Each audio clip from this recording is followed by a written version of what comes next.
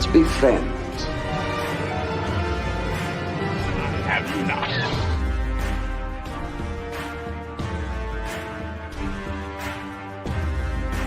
And here we go.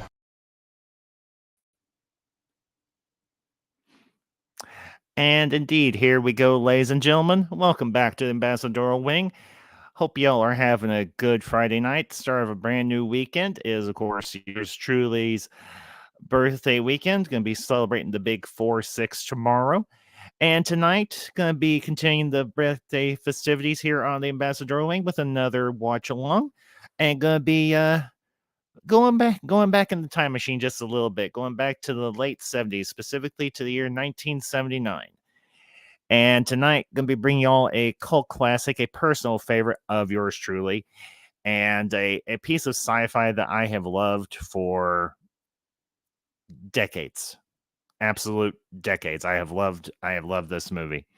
And of course, I'm talking about The Black Hole.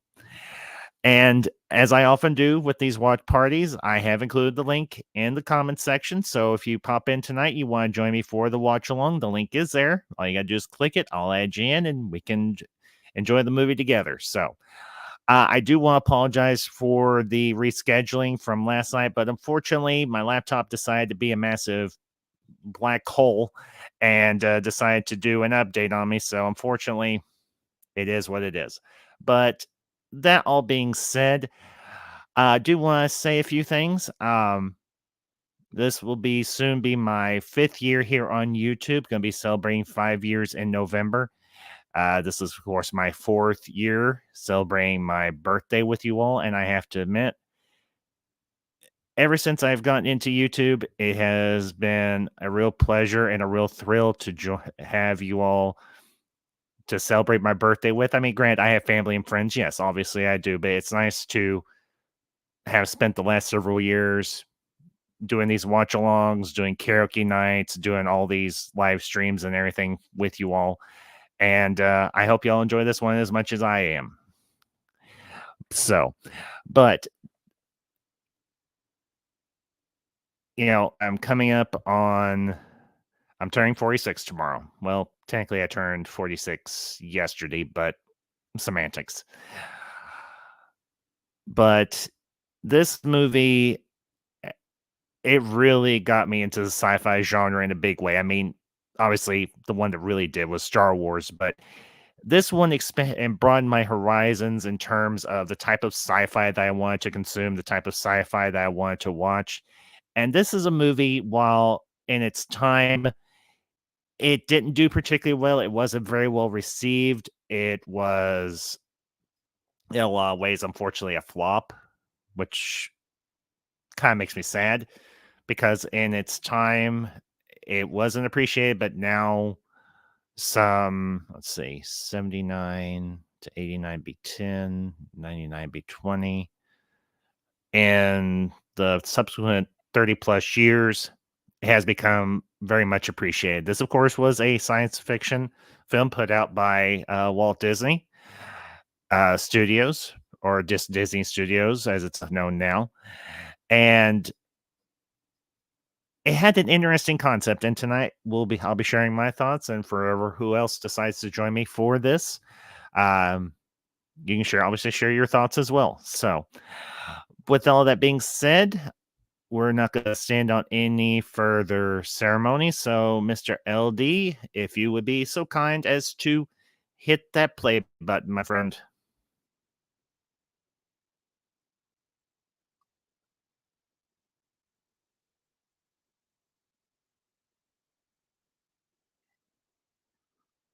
And of course, for those of you who might be wondering, why is there music playing before the movie even starts? Well, there was a little known thing known as the road show back in the day. And this was a way to give the movie going audience a sense of going to not just the movies, but going to the theater, going to see a stage show, in a manner of speaking. So they would have entry music or a overture before the actual show started. And I will say this movie has a score that I very much love and I very much appreciate. So Of course, the opening credits, and then you got that little stinger at the end with a little more malevolent tone for the movie. Directed, distributed by Buena Vista Distribution.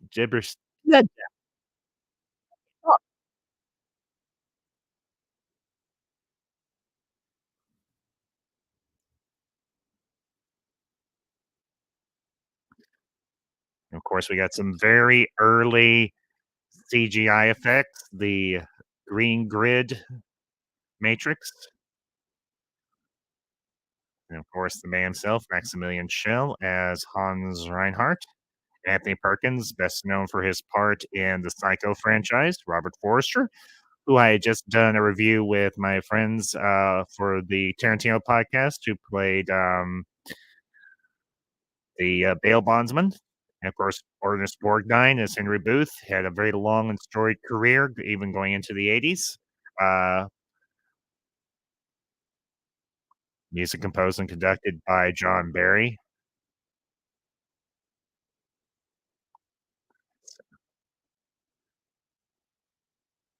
And this was, at the time, this was a very ambitious undertaking to put out and anything. This was probably one of the last fully in-house movies done by a studio, particularly for Disney Studios or anything. But after this, they would start doing a lot of not necessarily outsourcing, but they will do a lot of collaboration with other studios, anything to get their special effects and so on taken care of. And of course, we had the voiceover of Vincent by a personal favorite of mine, that being Roddy McDowall.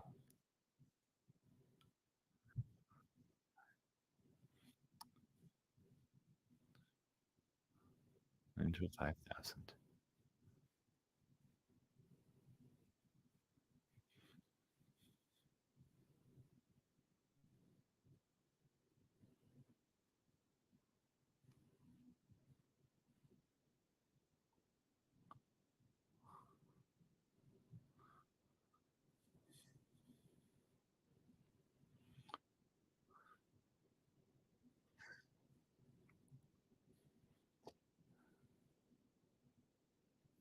And of course, the use of the motion control cameras that was revolutionized by Lucasfilm Studios, used here obviously for the ships primarily.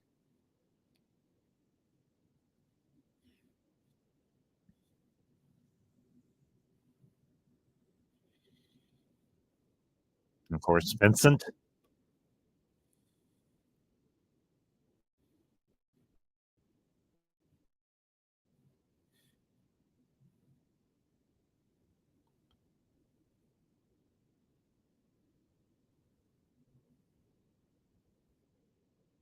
You get a nice sense of scale with the ship.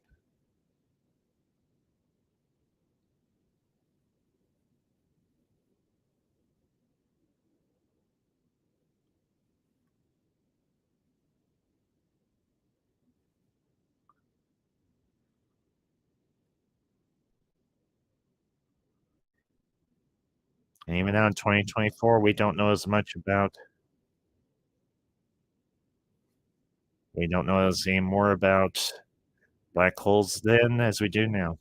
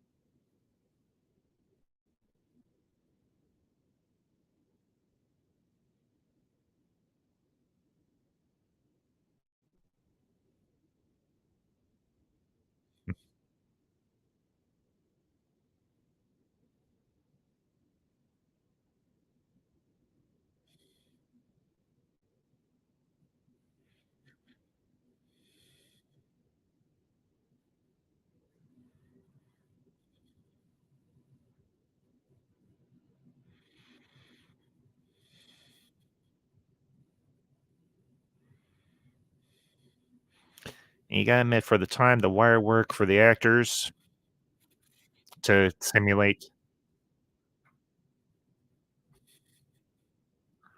the weightlessness and everything was actually pretty well done. Mhm.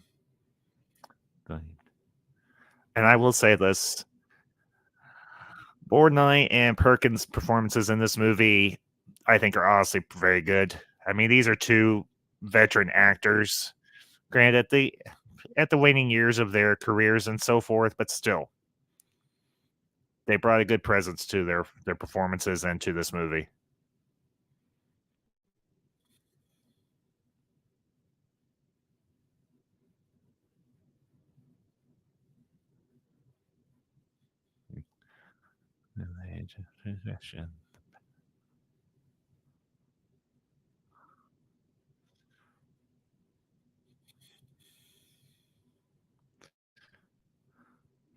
Now,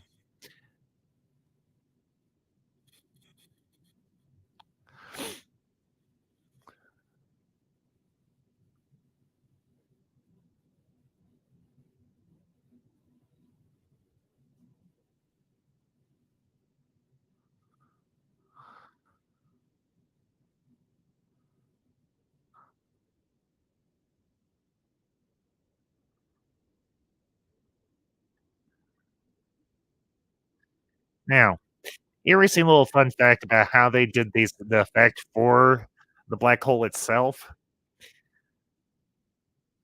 That was actually a visual effect that was done by putting all sorts of different colored paints into a massive transparent vat, and then I believe if I remember correctly, they had some sort of motor or stir underneath it and everything that caused the mixture to rotate, and then they photographed it and slowed it down to give the effect of the black hole itself. Now, obviously, they had to Photoshop it into the picture, the movie itself. That's why you always see a little bit of a blackout image around the main effect. That's where the camera didn't pick up the movement of the rest of the paint and so on.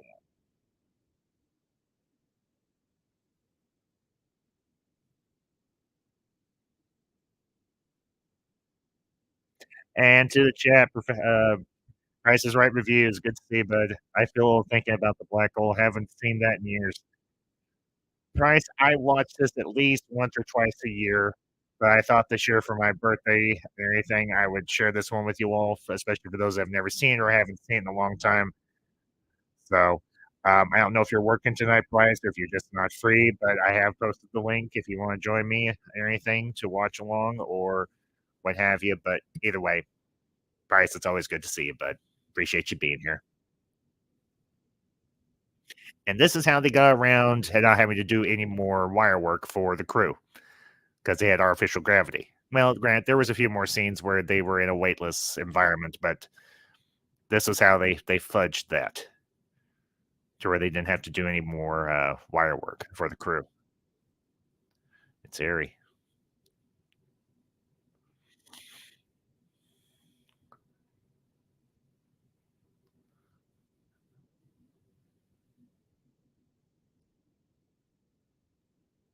Now, this is a practice in very well done model building because the Cygnus itself, one big model, as was the Palomino, as was the probe ship, and so on. Now, the thing that drives me nuts, to the best of my knowledge anyway, they never did any model kits. Now, obviously, now as a kid, I did have one model kit from this movie. It was actually a Maximilian the robot, which we'll see here in a little bit. But to the best of my knowledge, they never did a model kit for the Cygnus. I wish they had. Now I know people have done their own. They've 3D printed it and built it up that way. But I wish there was a company out there that had somehow gotten the license or the rights to do a model kit for this because I would have loved it. I'd love to build this ship. Of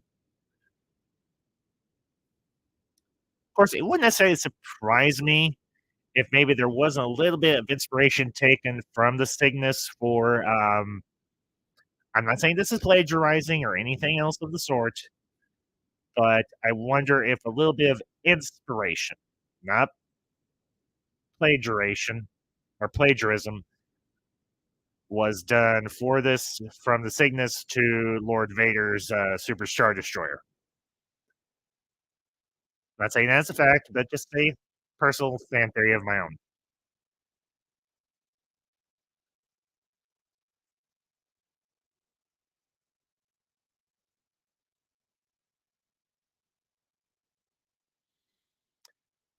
Bryce, I understand, buddy. We all gotta make bills. We gotta make that bread, bud. So I understand. No offense taken. I'm gonna try in the next couple of months or anything to try to do some more, try and do some streams or reviews or anything in the afternoons or anything on the days I'm off, at least anyway, so that for those that have to work nights, we can talk movies or whatever, or do watch alongs like this. So, but I appreciate you being in the chat, buddy. It's always good to talk to you.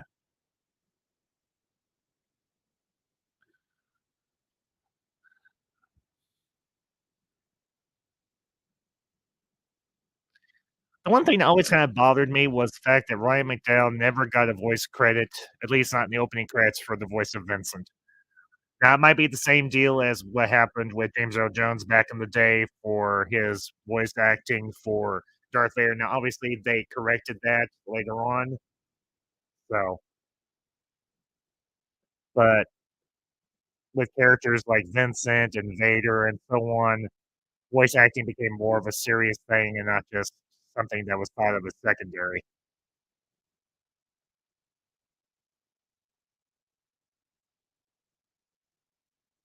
As for the topic of black holes, what's your favorite depiction of a black hole in a fan in a film and why? Um, I'll be honest with you, Price. This is the only movie I can think of that does center primarily around the concept of a black hole. Now, there's a song from the 90s done by, I think it was done by Soundgarden called Black Hole Sun. I love that video, and I really love that song. And I think it's very trippy, very crazy, and really out there, and that's why I love it. As far as in terms of maybe something that's similar to a black hole, like say for Stargate, but that's not so much of a black hole as it is a teleportation device. I would have to say this is probably as close as they've gotten to depicting a black hole or what we think a black hole looks like and what it actually does.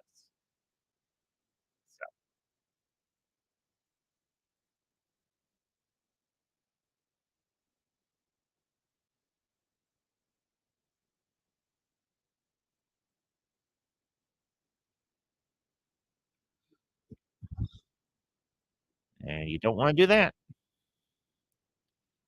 In space, you don't want to lose your oxygen supply.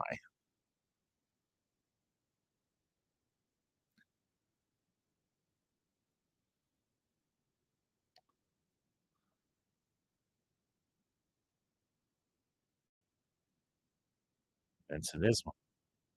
Yeah, but here's the thing, Charlie. Vincent can take care of himself a lot easier than him having to take care of you or you trying to take care of him. Vincent's got ways to save his own behind. You, on the other hand, don't. I'm not saying that to be mean. I'm just saying it as a fact.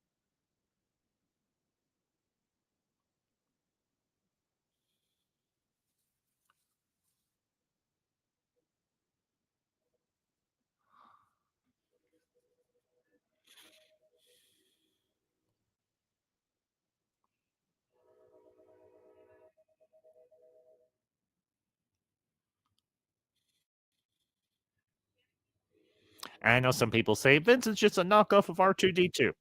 No, Vincent is a different droid entirely. Now, maybe some inspiration was taken from R2D2 for Vincent, but no, Vincent is not a knockoff of R2D2. Ooh. Obviously, R2D2 was an astromech droid. He was a robotic mechanic and so on. Vincent was a slightly different type of droid. Now, yeah, he could make repairs and so on, but he was also a teaching. He was a artificial intelligence. The reason I say artificial intelligence, he has the capacity to have a telepathic link with the human mind.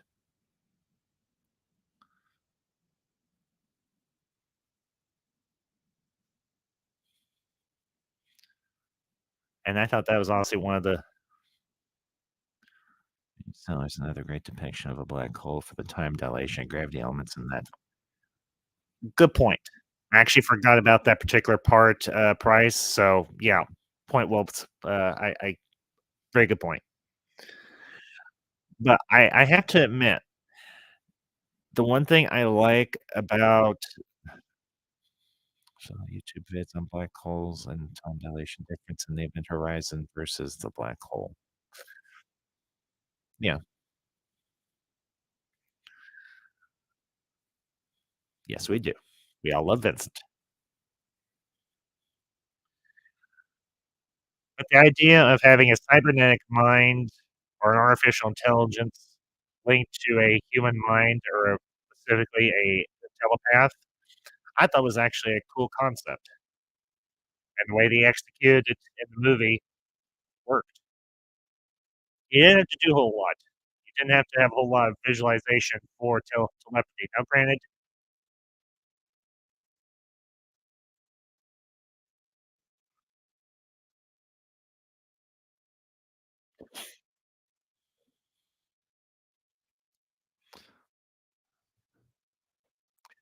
and hence no more wire work.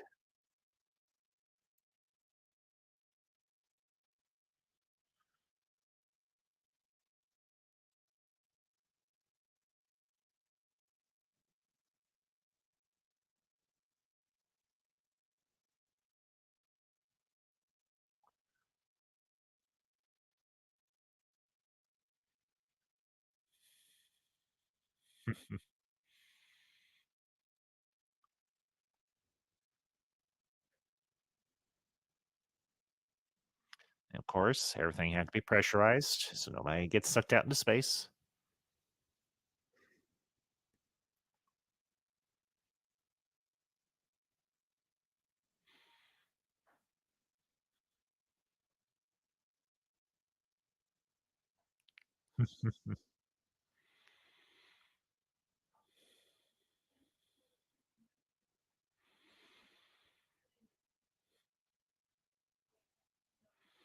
Yep.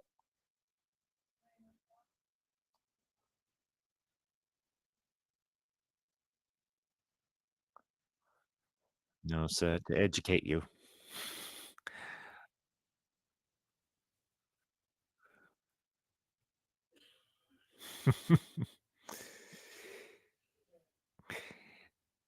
You gotta admit, for a droid, he has definitely a human personality.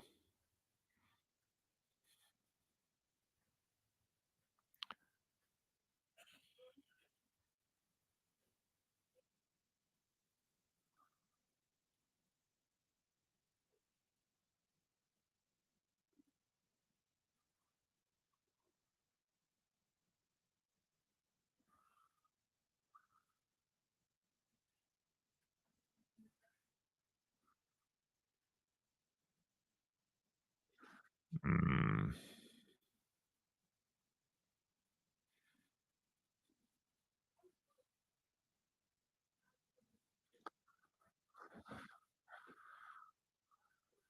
mhm.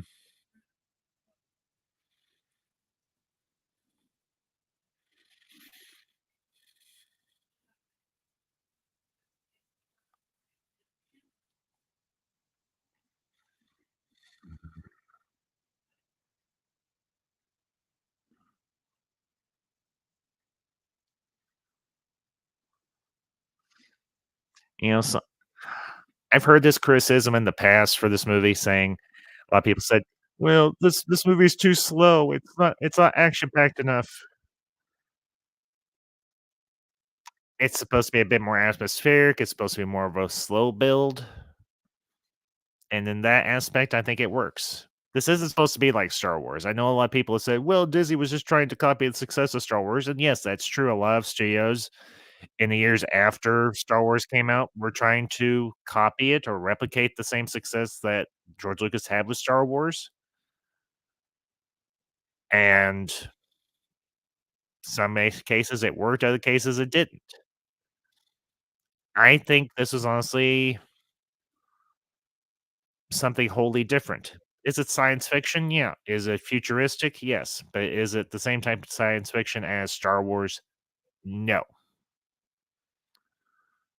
Disney was trying to capitalize on the resurgence or the renewed interest in science fiction properties, and this was their attempt to get their hat in the ring. Unfortunately, it didn't work as well as they'd hoped.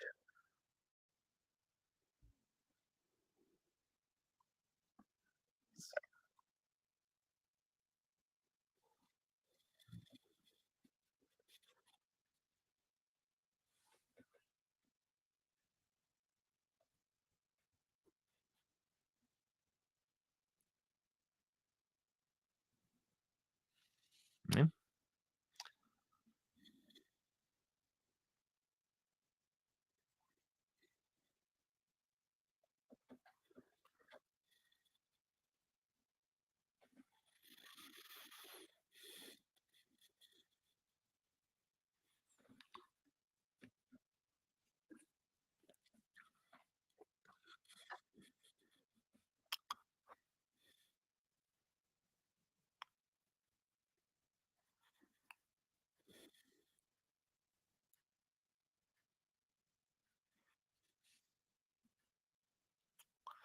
Mhm.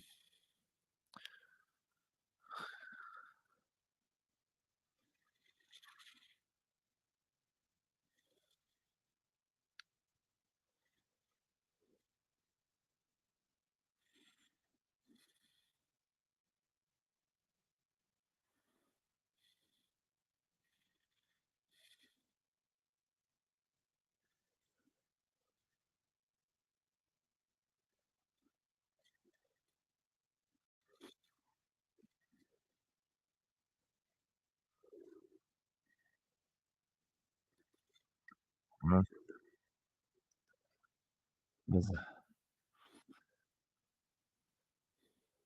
I have to admit, the set design for the command tower still holds up.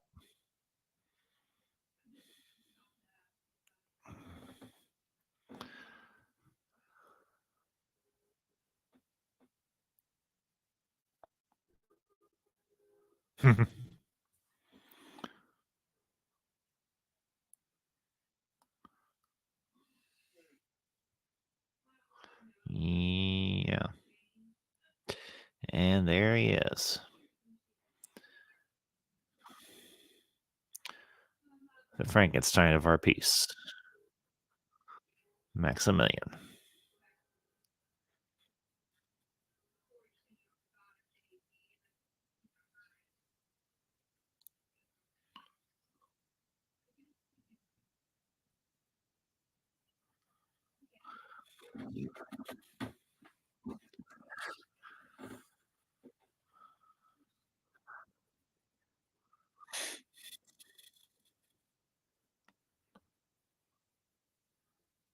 Mhm.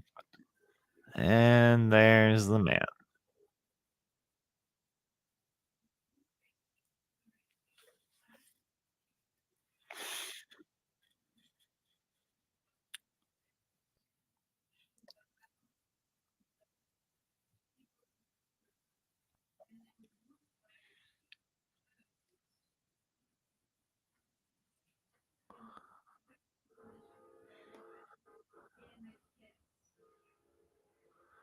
Maximilian Schell is Hans Reinhardt.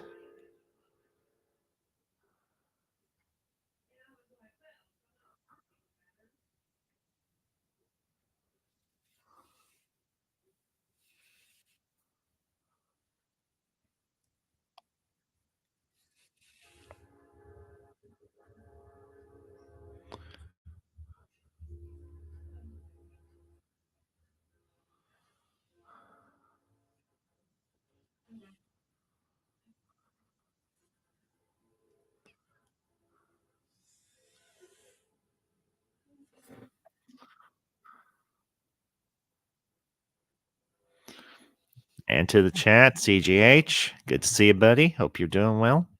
Been a few minutes, so greetings to you as well.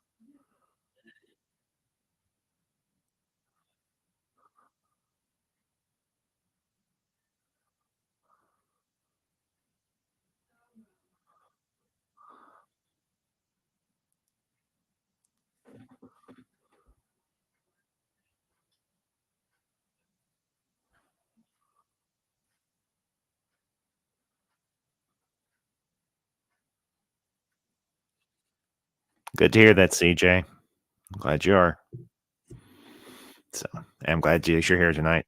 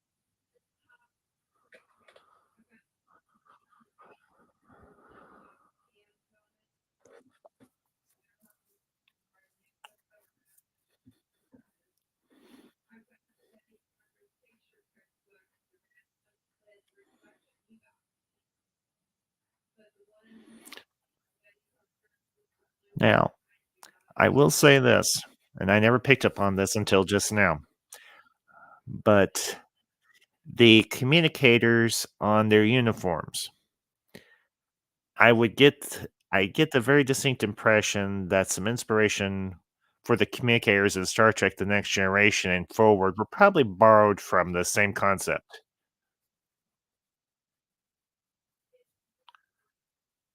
Because if you remember in the original series, they had the handheld communicators, and the the original series movies also handheld communicators here. So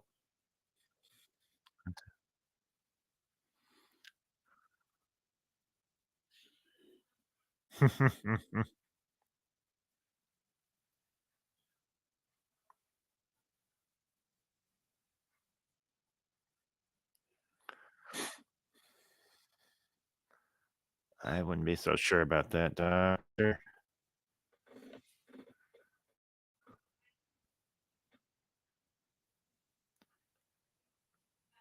On my ship, you ask, Captain.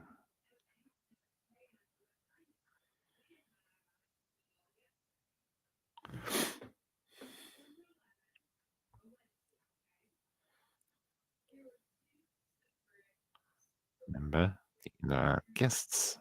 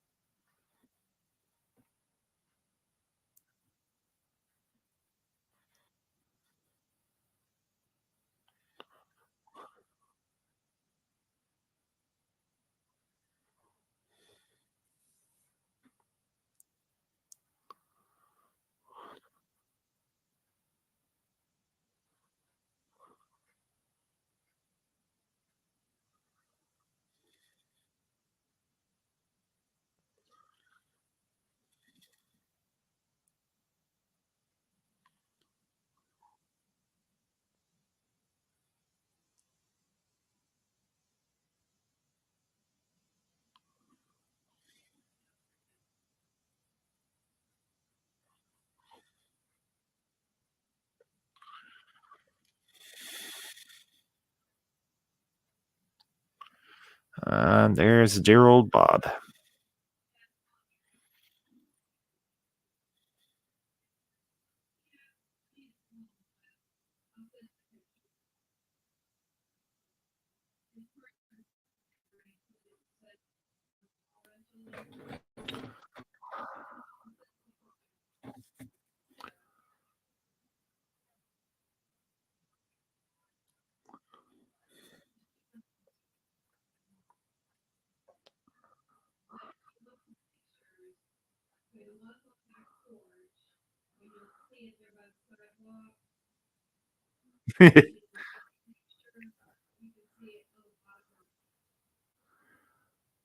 um, Maybe not the best choice of words, Charlie. Considering that thing could probably crack your head open.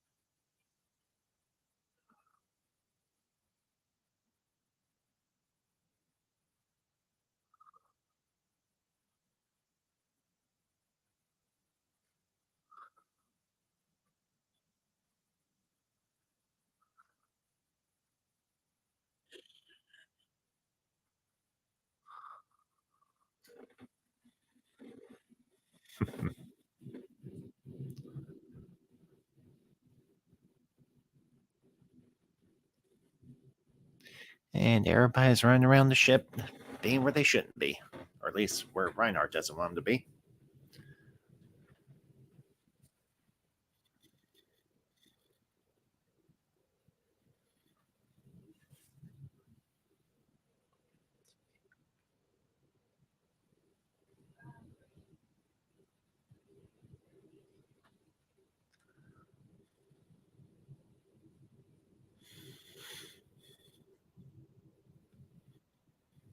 Yeah, the crew quarters.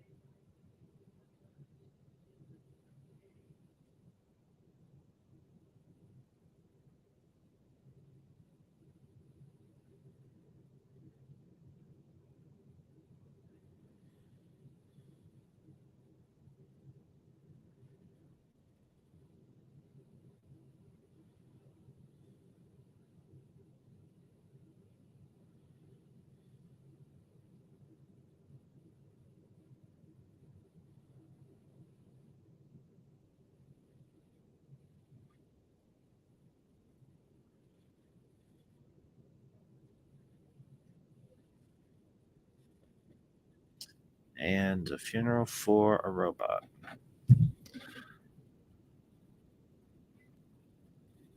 That's by no means odd.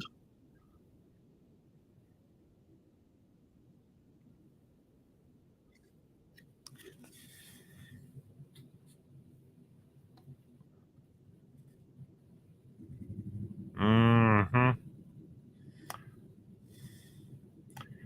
Max is thinking, no, you're just snooping, and I should probably just go ahead and crush your head right now, meatbag.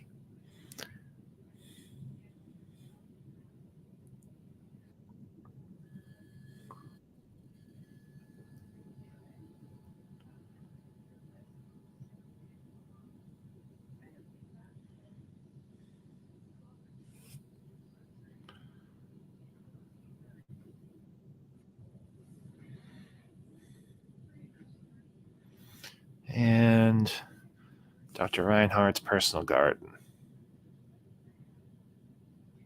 More like a more like his personal farm.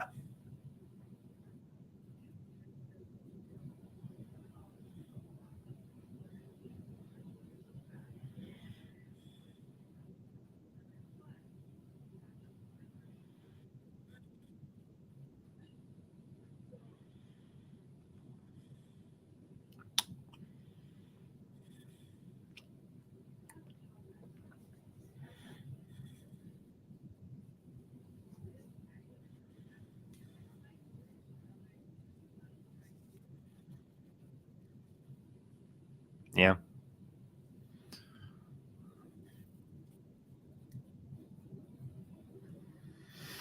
Well, he is a bit of an egomaniac.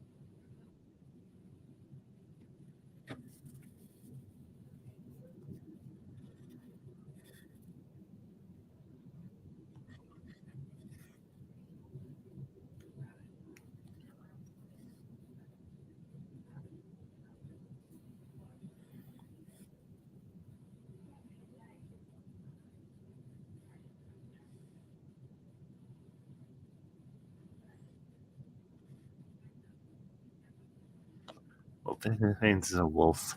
He ain't eating your sheep.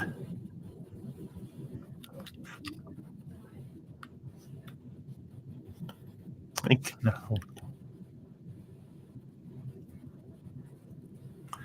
I've actually used this line at work before. Check when my bosses get too overbearing. A pint cannot hold a quart. If it's holding the pint, it's doing the best it can.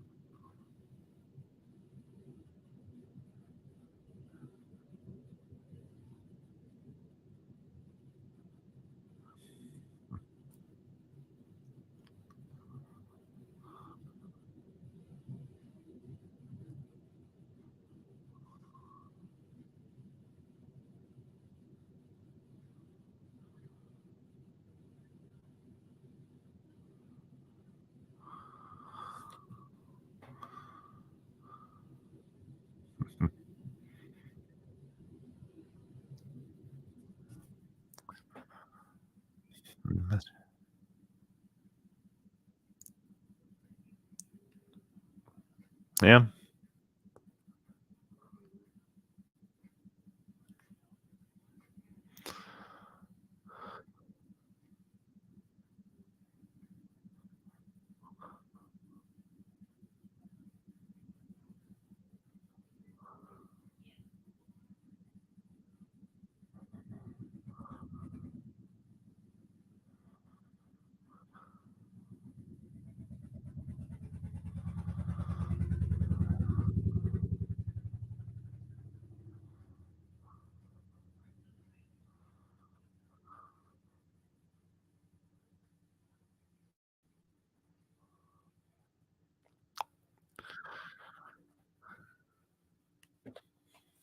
Hi. It's okay.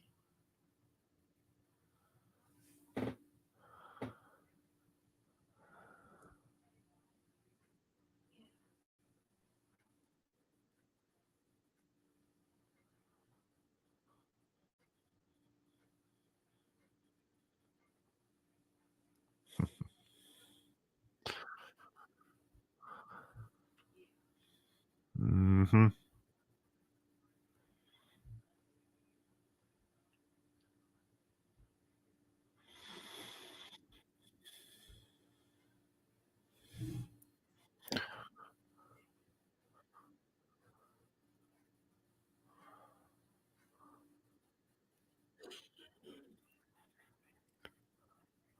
And unless I am mistaken, I think the design for the dining room is a bit of an homage to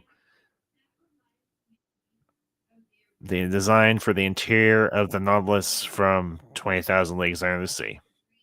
Also a classic from Disney back in the day.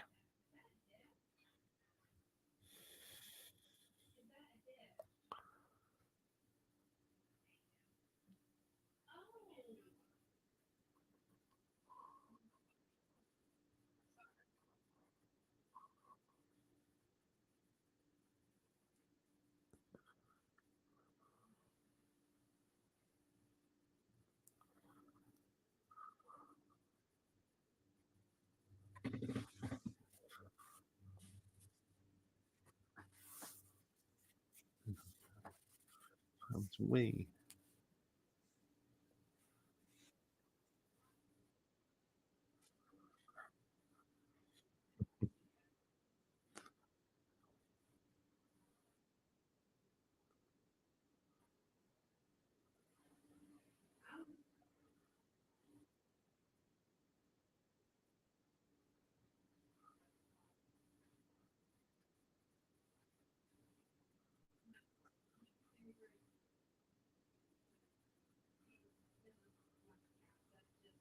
Screw you, Star.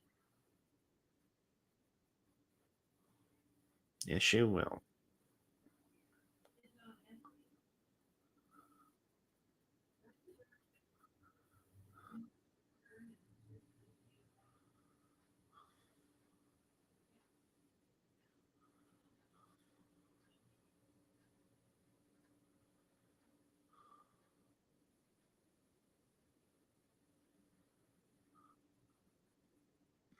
Don't worry, Bob. He's going to be just fine.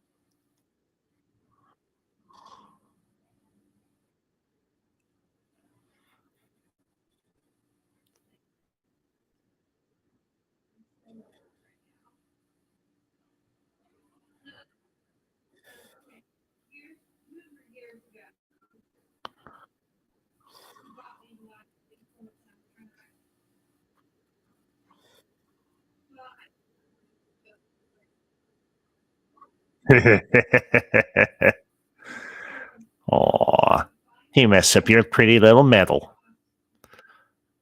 There's an old saying: too much pride can kill a man.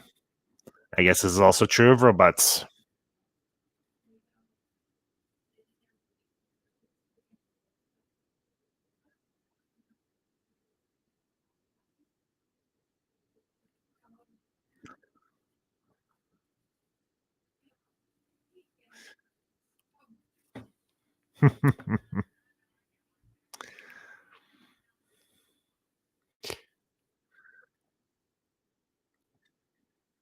Of course, there's the probe ship.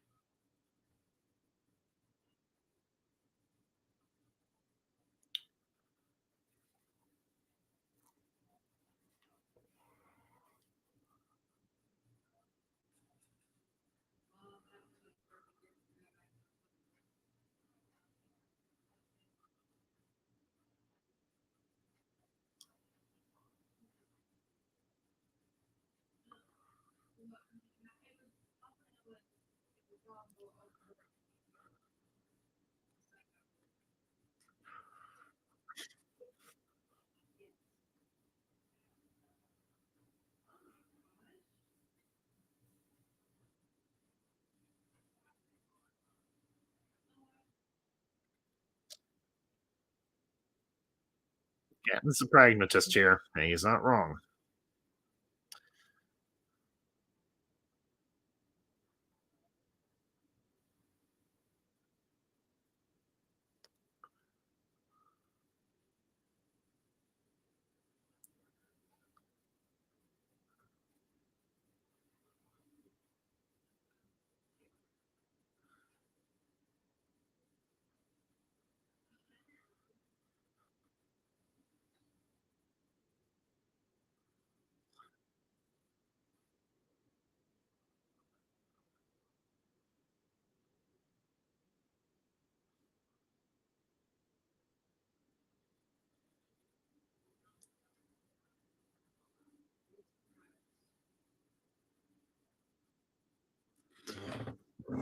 Hmm. Yeah, now things start to ramp up. Tension starts to build. I said doing this for a second.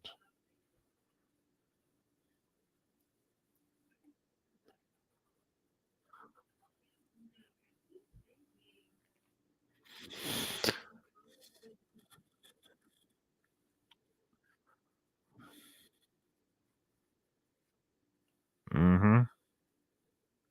Very, very fast.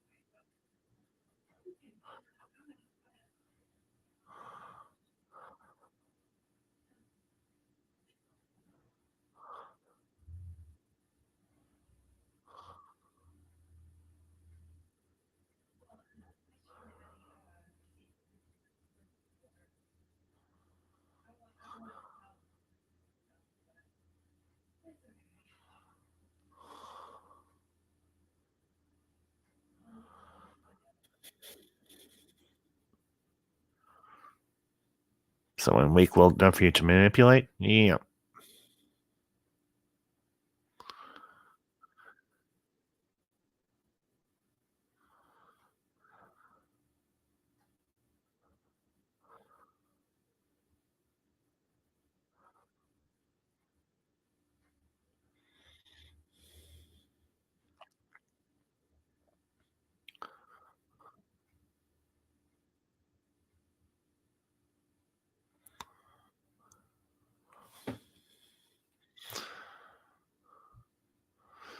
Man's long quest for immortality. But what is immortality?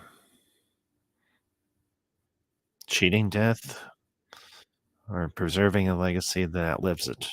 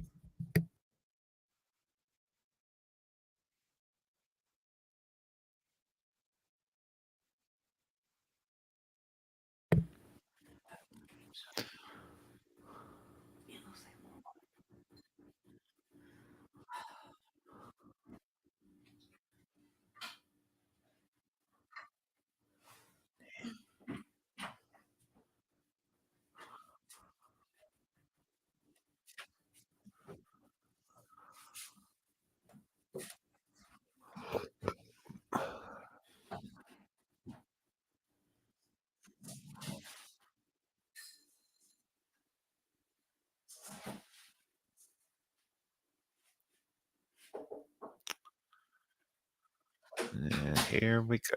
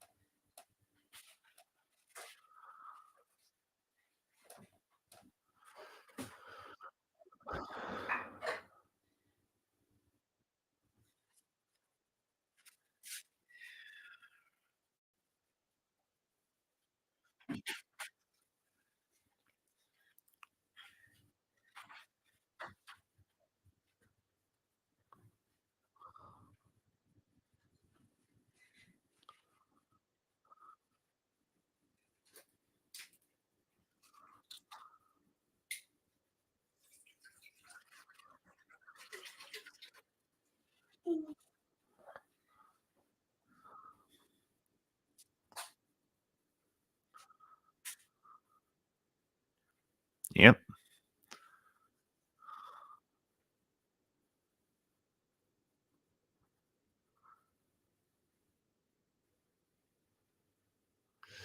Oh boy.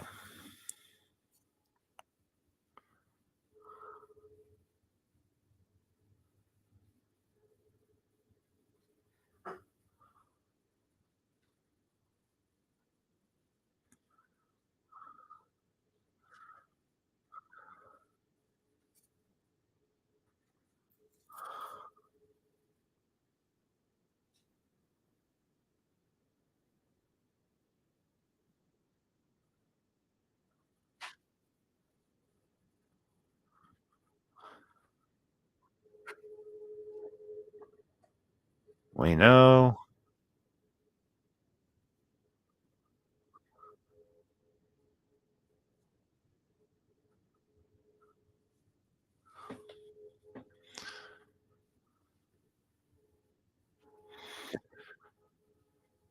Get out.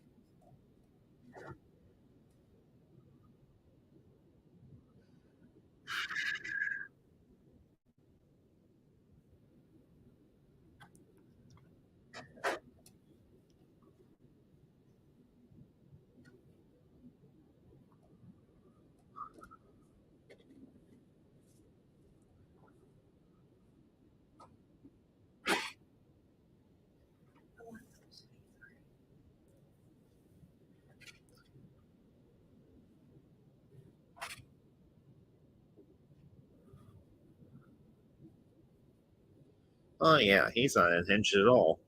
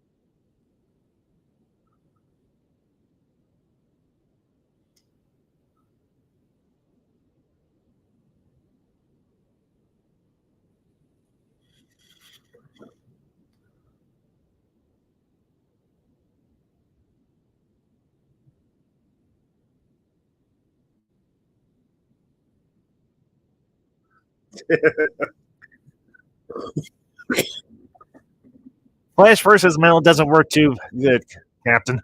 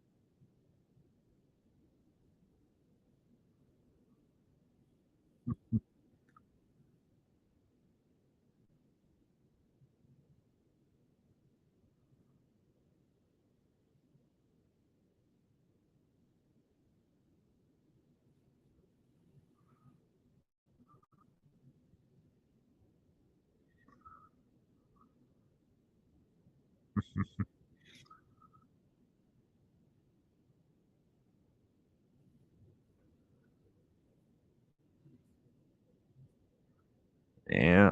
You may not have fared so well against Maximilian, but Reinhardt, yeah, you probably could have kicked his ass.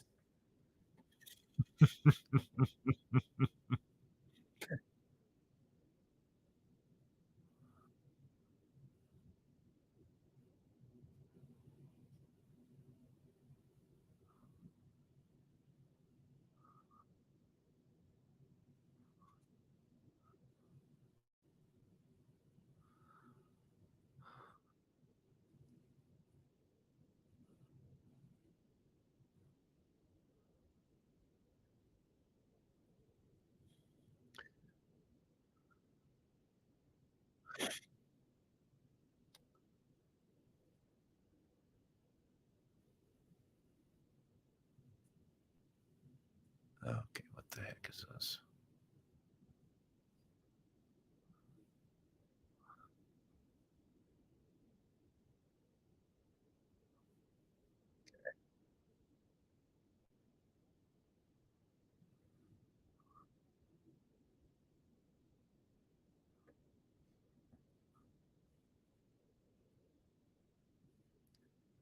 No, they're not. They're pinned down badly.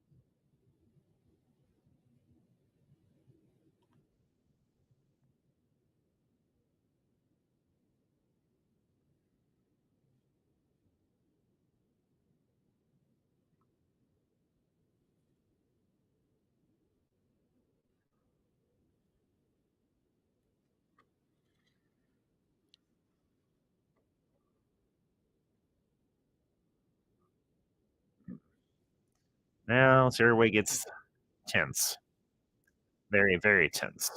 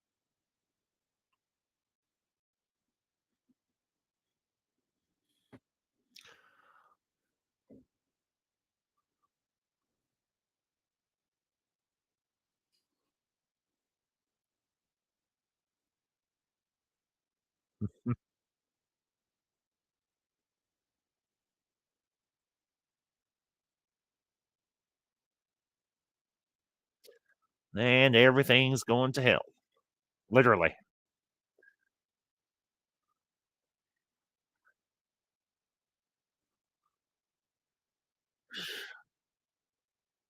If boys to the vacuum of space, everything goes gray.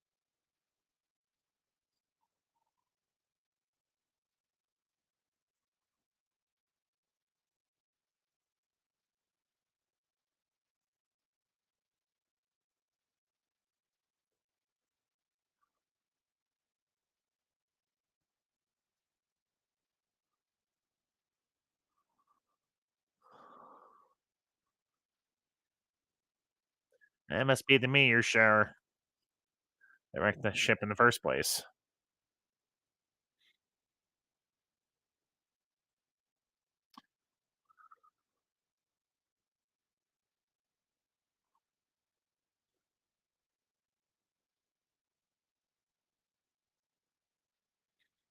Oh, yeah. Good idea. More power, faster, faster. Just like the Titanic.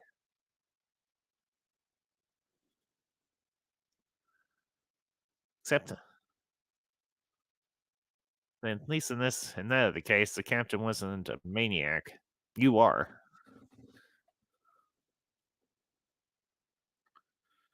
And there goes everything else. Kablooey.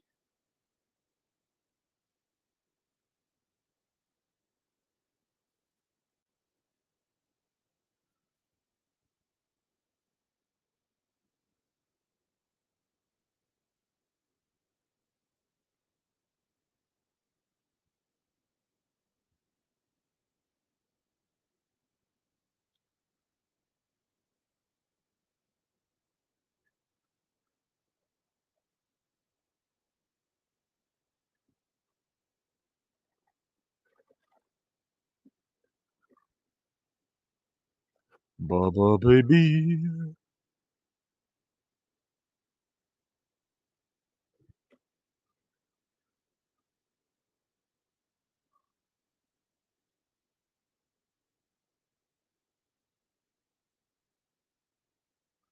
Spaceball 1. They've gone to plaid, so to speak.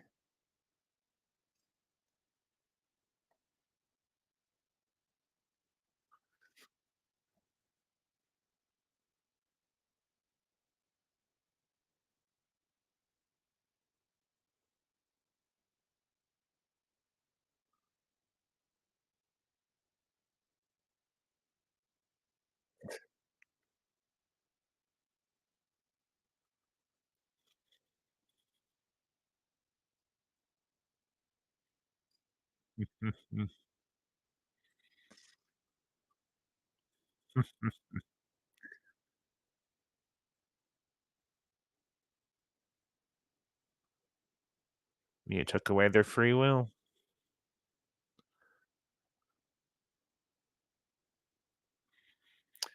You took away their free will, and now you're paying for it. And you're going to go to metaphysical hell. Yeah, this is the one part of the movie that's always confused people. Is this an actual depiction of hell? Is it purely symbolic?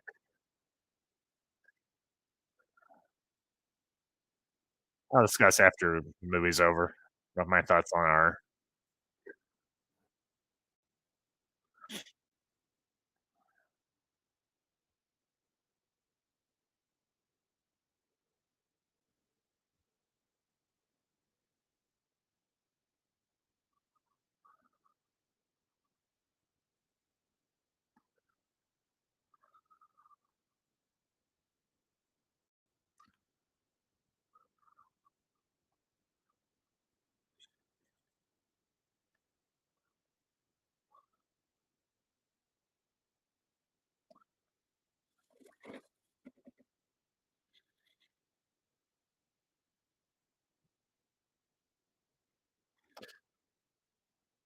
Here comes your test of David versus Goliath. However, David is up for the test. As your mechanical monster's about to get his ass kicked, Doctor.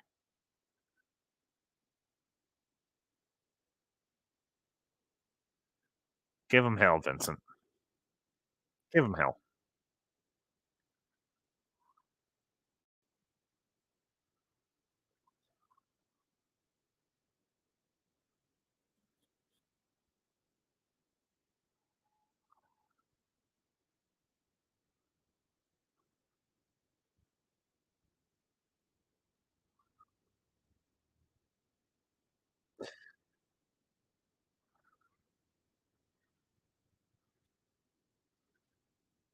I don't know where they got that roar, that scream from Maximilian, but damn, is it creepy? Has it always been creepy as hell?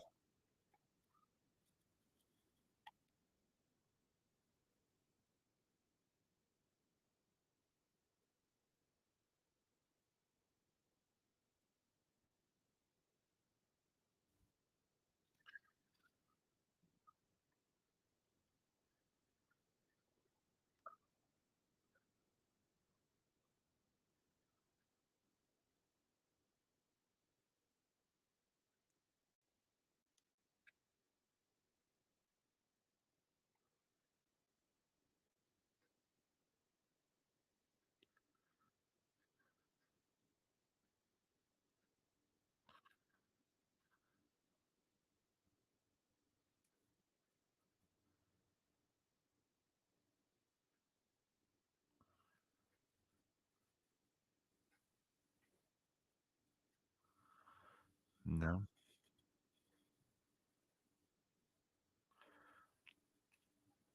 Yeah. If you can beat a monster like that, you damn well are.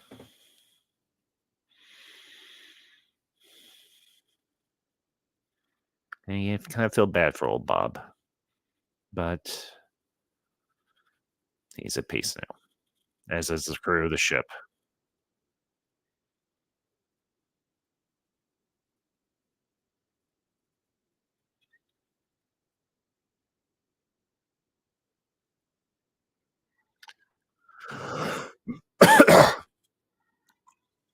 Excuse me, folks. Sorry about that. Vincent. Come on, Vincent. There we go. All right.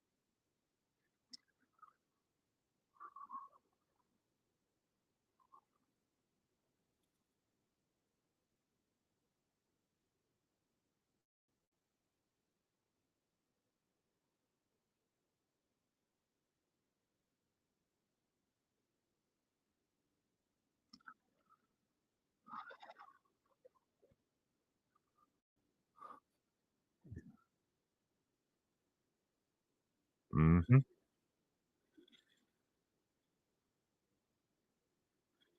Yep.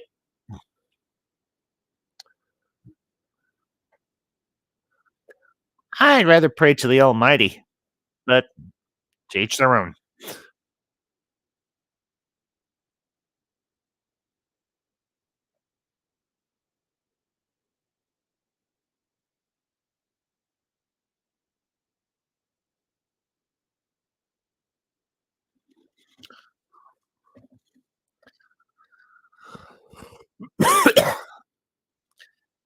Now, do I think another little thing? Do I think some inspiration from the ending of 2001 was used for this? Yes, I'll definitely say that. But I think it was plagiarized. No, inspiration though. Yes.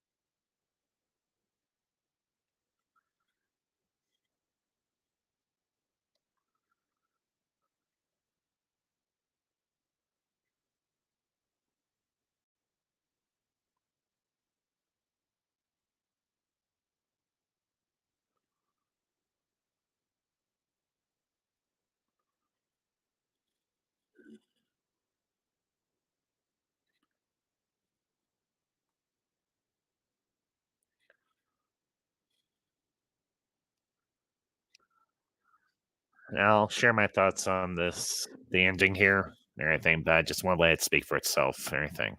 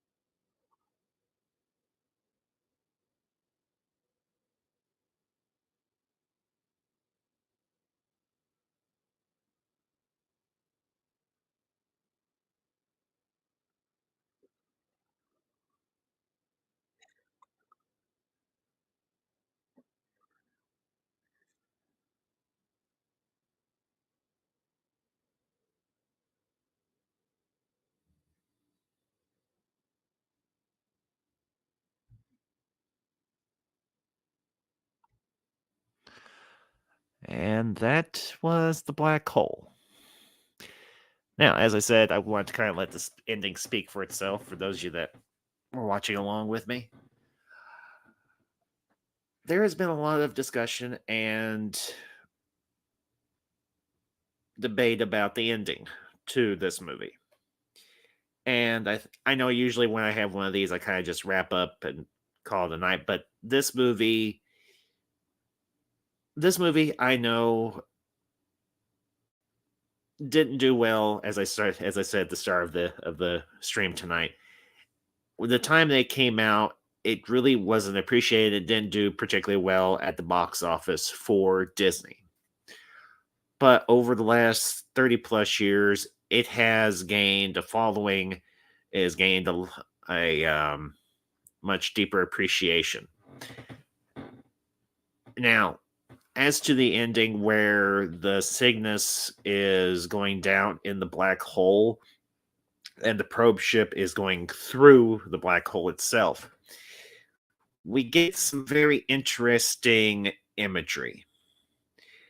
Now, a lot of people have said that this was an image of all the souls of the crew from the Cygnus being in hell.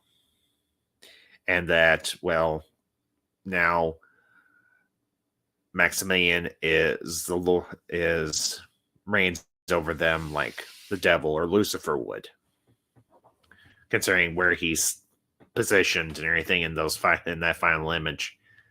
He's got his arms outstretched in a very demonic type of position or pose, whatever. Do I agree with that in part? Yes, but do I think that the entire crew of the Cygnus is being punished? No. Do I think Reinhardt's being punished? Yes. Because he committed a very heinous act, a very heinous sin.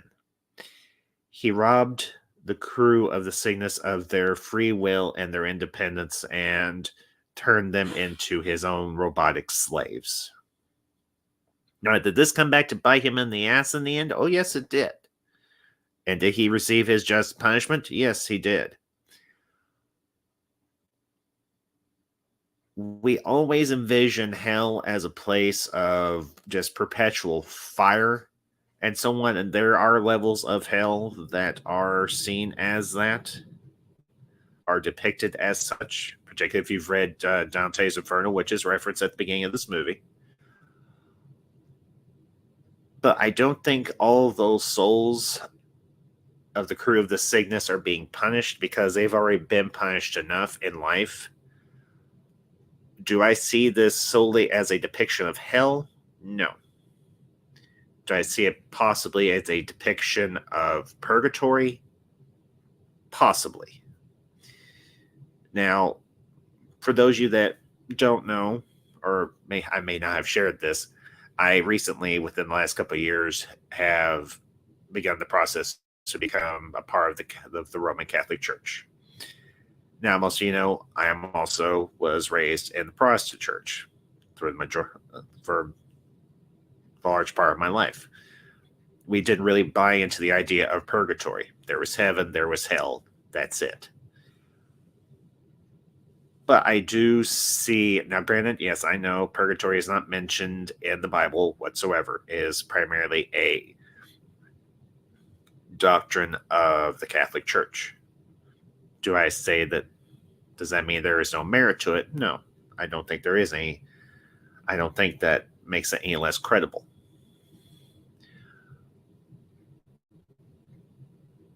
This is a somewhat unconventional ending to what is seemingly a very, well, it's a somewhat layered sci-fi narrative. There are elements that are Shakespearean to it, primarily from The Tempest, with the character of Reinhardt in the place of Prospero, and Maximilian in the place of Caliban. Now, granted, Prospero wasn't as malevolent as it wasn't as crazy as Reinhardt was, obviously, but a connection or a parallel could be drawn there. But I think what the director and the story writer were trying to do with this movie was to make it something more than just a straightforward science fiction adventure. Now, there's nothing wrong with those. Don't misunderstand me. I love those sorts of movies, but I also like science fiction movies that are going to make me think. And honestly, I think what they tried to do with the conclusion to this movie, with the ending where the probe ship is going through the black hole and you see the fiery imagery, the rocky outcroppings and tunnels and alcoves and everything, you see the crew with faces that are extremely skeletal at this point.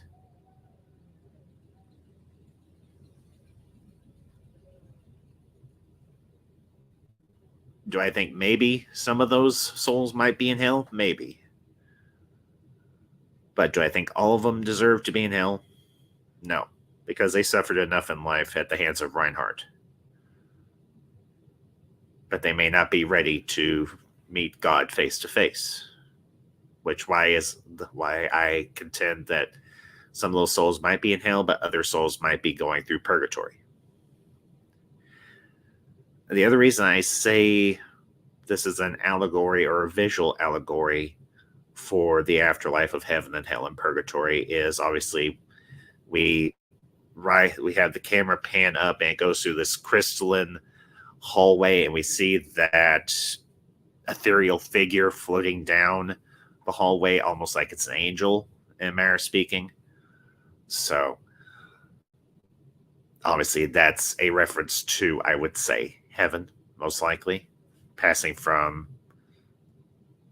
earthly death into eternal life.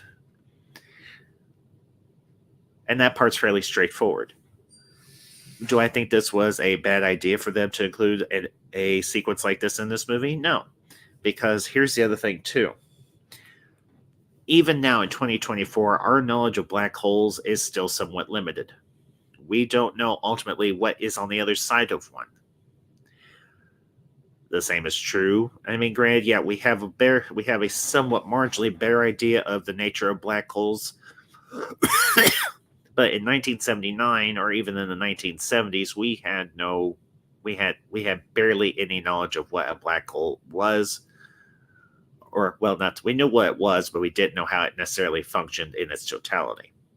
So this idea that it was a portal to another part of the galaxy, to another world, wherever the case may be, is not so far-fetched. Now, here's the other interesting thing. There was actually if I recall correctly, there was a limited comic strip or comic book run continuation of the black hole that took place after the survivors of the Palomino arrived on the other world after they passed through the black hole. But unfortunately, it didn't go very far. It's just one of those franchises that sadly didn't carry on for very long. But with all that said, do I still love this movie? Yes, absolutely.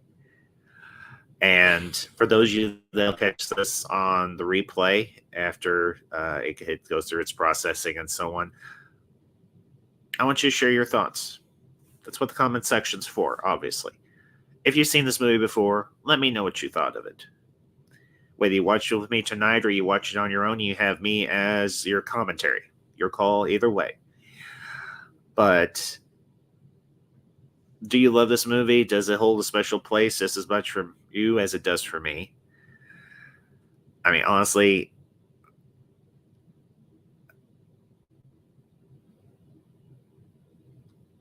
like I said, I'm not trying to play this up too much. But this movie is one of the reasons why I started this channel back in 2019. Because I eventually wanted to review it or do a watch along for it or whatever the case may be. And I don't regret doing it tonight. Because I enjoy sharing these cult classics with you all. Movies from our childhood, from my childhood. And I think this is a movie that has actually gotten better and more appreciated with time. So, but before I close out for the night, I do want to let you all know that me and the rest of the Tarantino podcast crew will be recording the next episode for this month, which will, of course, be Inglourious Bastards. So, and that'll be uploaded within the next couple weeks, definitely before the month is out. So be sure to keep an eye on the notifications for that. As for next month, for October, got another couple more watch-alongs. We'll be bringing you all a couple of favorites from the 1990s. I'll be posting those on my social media and also on the community page here on my channel. So keep an eye out for those previews as well. And we got a whole spooktacular lineup for the month of October, as I often do, because, well, aside from December, October is one of my favorite times of year. I love Halloween. I love the whole spooktacular season of it. So, but anyways, folks, you all have a good night. Have a good weekend. And, one other thing. I will be posting some pictures, maybe some video from a con I'm going to this weekend. Be my first con ever. Thanks to Madam and Mother Ambassador. They were kind enough. Well, okay, kind is an understatement. They were awesome enough to get me a VIP pass to go to a con or anything near us or anything. It's called RaptorCon. And I will be attending that this weekend. So I will be sharing some of my experiences of that with you all on my social media and here on my channel. So be sure to keep an eye out for that. But all that said, folks, you all have a great weekend. Have a good night. And as I always say, stay ambassadorial. Be honest. Be sincere. Be true to yourself, but never take yourself too seriously. If you do all those things, you'll always have a place here in the ambassadorial wing. Y'all have a good night.